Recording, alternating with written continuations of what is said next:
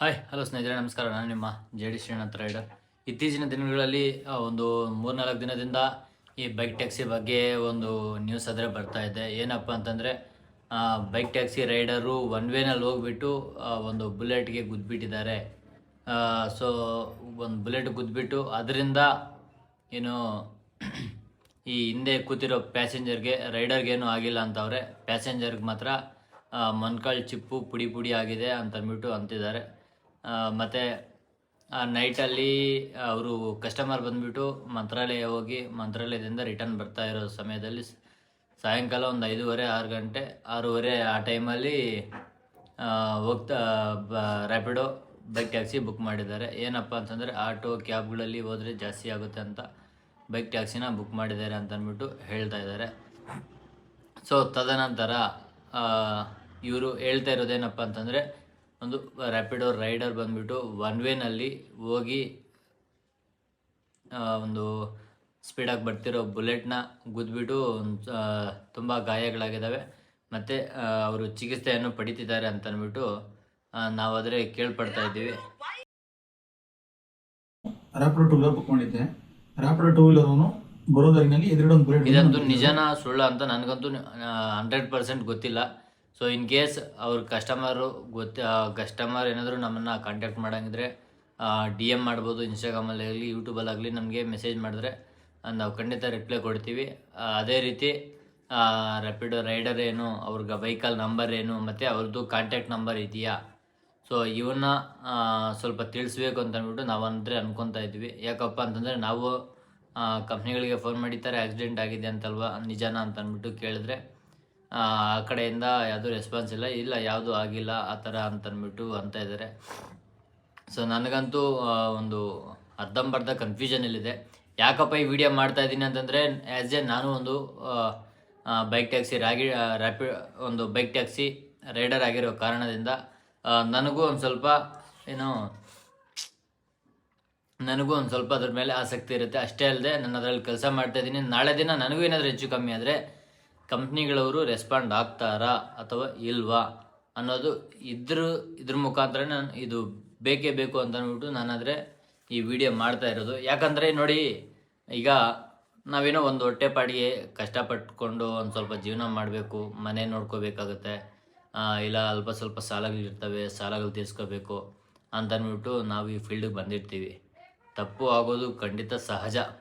ಆ ಕಡೆ ಆದರೂ ಆಗ್ಬೋದು, ಈ ಕಡೆ ಆದರೂ ಆಗ್ಬೋದು, ಯಾವ ಕಡೆನಾದರೂ ಆಗ್ಬೋದು.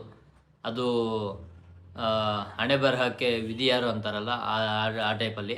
ಆದರೆ ಈ ಕಂಪ್ನಿಗಳ ಕಡೆಯಿಂದ ಒಂದು 5 ಲಕ್ಷ ತನಕ ಇನ್ಶೂರೆನ್ಸು ಕ್ಲೈಮ್ ಆಗುತ್ತೆ ಅಂತ ಅಂದ್ಬಿಟ್ಟು ಲಾಸ್ಟ್ ತುಂಬ ವರ್ಷಗಳಿಂದ ನಾನು ಇದು ಕೇಳ್ಕೊಳ್ತಾ ಬರ್ತಾಯಿದ್ದೀನಿ. ಇನ್ ಕೇಸ್ ಏನಾದರೂ ಆ ಥರ ಮೇಜರ್ ಇನ್ಸಿಡೆಂಟ್ ಆದರೆ ಆ ಥರ ಆಗುತ್ತೆ ಅಂತಂದ್ಬಿಟ್ಟು ಅಂದರು. ಆದರೆ ಅದೃಷ್ಟವಶಾತ್ತು ಯಾರಿಗೂ ಏನೂ ಆಗಿಲ್ಲ. ಒಂದು ಚಿಕ್ಕ ಗಾಯಗಳಲ್ಲಿ ಬಚಾವಾಗಿದ್ದಾರೆ. ಮತ್ತು ಕಸ್ಟಮರ್ಗೆ ಬಂದುಬಿಟ್ಟು ಮೊಣಕಾಳೆಲ್ಲ ಒಡೆದೋಗಿದೆ ಅಂತಂದ್ಬಿಟ್ಟು ಹೇಳ್ತಾ ಇದ್ದಾರೆ.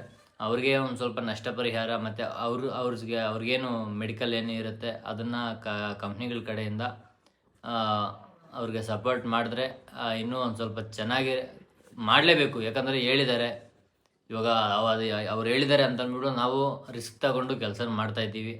ಸೊ ಅವ್ರು ಮಾಡಲೇಬೇಕಾಗತ್ತೆ. ಸೊ ಈ ವಿಡಿಯೋನ ತುಂಬ ಜನ ನೋಡಿ ಮತ್ತು ಆದಷ್ಟು ಶೇರ್ ಮಾಡಿ. ಏನಪ್ಪ ಅಂತಂದರೆ ಅವ್ರಿಗೆ ಆಗಿರೋ ಇದರಿಂದ ನಾವು ನೋಡಿ ನಮಗೂ ಬೇಜಾರಾಗುತ್ತೆ. ಯಾಕಂದರೆ ನಮ್ಮನ್ನು ನಂಬಿ ಅವ್ರು ಬರ್ತಾರೆ. ಈ ರೈಡರ್ದು ತುಂಬ ತಪ್ಪಿದೆ. ಯಾಕಂದರೆ ನಮ್ಗೆ ಗೊತ್ತಿಲ್ಲ, ರೈಡರ್ದಂತೂ 100% ತಪ್ಪಿದೆ. ಅವ್ರು ಹೇಳ್ತಾ ಇದ್ದಾರೆ ಒನ್ ವೇನಲ್ಲಿ ಹೋಗಿದ್ದಾರೆ ಅಂತ. ಒನ್ ವೇನಲ್ಲಿ ಹೋಗಿದ್ರೆ ಮಾತ್ರ ರೈಡರ್ದು ಮಾತ್ರ ಸಿಕ್ಕಾಪಟ್ಟೆ ದೊಡ್ಡ ತಪ್ಪೇನೆ. ಸ್ವಲ್ಪ ಯೋಚನೆ ಮಾಡಬೇಕು. ನಾವು ಏನಿದೆ ರೂಲ್ಸ್ ಪ್ರಕಾರ ನಾವು ಕೆಲಸ ಮಾಡ್ಕೊತ ಟ್ರಾಫಿಕ್ ರೂಲ್ಸ್ ಫಾಲೋ ಮಾಡ್ಕೊಂಡು ಹೋಗಿದರೆ ಇವತ್ತು ಇನ್ಸಿಡೆಂಟ್ ಆಗ್ತಿರ್ಲಿಲ್ಲ, ಆಯಿತಾ. ಯಾವಾಗ ನಾವು ಬೇರೆ ರೂಟಲ್ಲಿ ಒನ್ ವೇನಲ್ಲಿ ಆ ಥರ ಆಗುತ್ತೆ ಅಂತ ಅಂದ್ಬಿಟ್ಟು ಒನ್ ವೇನಲ್ಲಿ ಹೋದರೆ, ಇವಾಗ ನೋಡಿ ಒನ್ ವೇನಲ್ಲಿ ಆ ಕಡೆಯಿಂದ ವೆಹಿಕಲ್ಸ್ ಬರಲ್ಲ ಅಂತಂದ್ಬಿಟ್ಟು ಈ ಕಡೆಯಿಂದ ಸ್ಪೀಡಾಗಿ ಹೋಗ್ತಾ ಇರ್ತೀವಿ.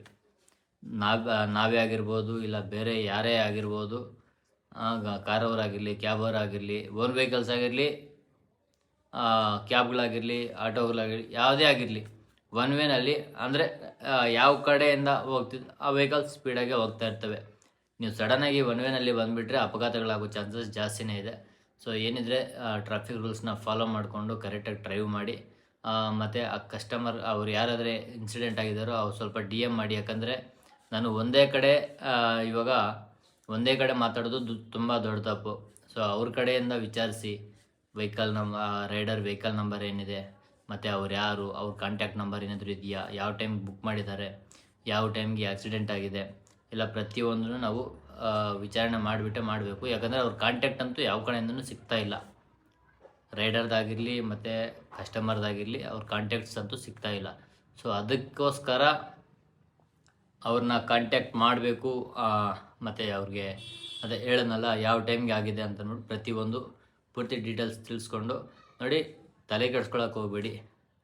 ಇನ್ ಕೇಸ್ ನೀವೇನಾದರೂ ನಮಗೆ DM ಮಾಡಿ ಕಾಂಟ್ಯಾಕ್ಟ್ ಕೊಟ್ಟಿದ್ದೀರಾ, ಇದು ನೀವು ಹೇಳಿರೋದು ಸತ್ಯ, ನಿಮಗೆ ಇನ್ಸಿಡೆಂಟ್ ಅಂತೂ ಪಕ್ಕ ಆಗಿದೆ, ಅದು ರ್ಯಾಪಿಡೋ ಬೈಕಿಂದನೇ ಆಗಿದೆಯಾ ಇಲ್ಲ ನಿಮ್ಮ ಪರ್ಸ್ನಲ್ ಆಗಿದೆಯಾ ನನಗಂತೂ ಗೊತ್ತಿಲ್ಲ. ಸಾರಿ, ಈ ಟೈಮಲ್ಲಿ ಕೇಳಬಾರ್ದು. ಆದರೆ ಒಂದಂತೂ ನಿಜ, ಇನ್ ಕೇಸ್ ಆ ಥರ ನಿಮ್ಗೆ ತೊಂದರೆ ಆಗಿದರೆ ದಯವಿಟ್ಟು ನಿಮ್ಮ ಕಾಂಟ್ಯಾಕ್ಟ್ ಕೊಡಿ. ನಾನು ಬಂದು ನಿಮ್ಮನ್ನು ಮೀಟ್ ಆಗೋದಂತೂ ಆಗ್ತೀನಿ. ಸೊ ಅದಾದಮೇಲೆ ತದನಂತರ ನಾನು ಕೂಡ ನಿಮ್ಮ ಜೊತೆಗೆ ಇರ್ತೀನಿ, ತಲೆ ಕೆಡಿಸ್ಕೋಬೇಡಿ. ಏನಿದೆಯೋ ನೋಡಿ, ಇವಾಗ ನಾವೊಂದು ಹೊಟ್ಟೆಪಾಡಿಗೆ ಅಂತ ಬಂದಿರ್ತೀವಿ, ಸಡನ್ನಾಗಿ ಈ ಥರ ಆದರೆ ತುಂಬ ಬೇಜಾರಾಗುತ್ತೆ. ಯಾಕಂದರೆ ನಮ್ಮನ್ನು ನಂಬ್ಕೊಂಡು ಬಂದಿರ್ತೀರ, ಕಂಪ್ನಿಗಳಿಗಿಂತ ರೈಡರ್ಸ್ ನಂಬ್ಕೊಂಡು ಬಂದಿರ್ತೀರ. ಆ ರೈಡರ್ ಮಾಡಿರೋದು ತುಂಬ ದೊಡ್ಡ ತಪ್ಪು, ನಾನು ಒಪ್ಕೊತೀನಿ. ಆದರೆ ಈ ಕಂಪ್ನಿಗಳವ್ರು ಕೂಡ ನಿಮಗೆ ಒಂದು ಸಪೋರ್ಟ್ ಕೊಡಬೇಕು ಅಂತ ಅಂದ್ಬಿಟ್ಟು ನಾವು ನಿಮ್ಮ ಜೊತೆಗೆ ಇರ್ತೀವಿ. ಯಾಕಂದರೆ ನಿಮ್ಗಾದರೆ ತೊಂದರೆ, ನಮಗಾದರೆ ಇದಲ್ಲ, ಈ ಎಲ್ಲರಿಗೂ ತೊಂದರೆನೇ. ಸೊ ಅದಕ್ಕೋಸ್ಕರ ನಾನು ನಿಮ್ಗೆ ಸಪೋರ್ಟ್ ಮಾಡ್ತೀನಿ ಅಂತ ಹೇಳ್ತಾ ಇದ್ದೀನಿ. ಸೊ ಕಾಂಟ್ಯಾಕ್ಟ್ ಮಾಡೋದು ಮಾತ್ರ ಮರಿಬೇಡಿ. ನಾನು ನಿಮ್ಮ ಪ್ರೀತಿಯ JD ಶ್ರೀನಾಥ್ ರೈಡರ್.